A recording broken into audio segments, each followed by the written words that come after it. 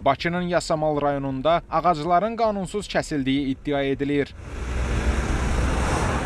Bununla bağlı sosial şəbəkələrdə görüntülər yayılıb.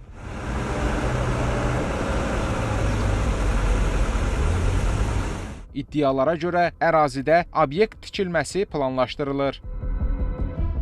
Dayandığımız bu yer Yasamal rayonunun Müzəffər Həsənov küçəsidir. Burada ağacların qanunsuz kəsildiyi iddia edilir. Maraqlıdır ki, ərazidə ağacların gecə ilə kəsildiyi barədə məlumatı sakinlər kamera önünə çıxaraq təsdiq etmək istəmədilər. Hətta onların bəziləri ərazidə heç bir ağac kəsintisi olmadığını dedilər. Məsələ ilə bağlı əvvəlcə Yasamal rayon icra hakimiyyətinə sorğu ünvanladıq. Qeyri-iş günü olduğundan suallarımız cavabsız qaldı.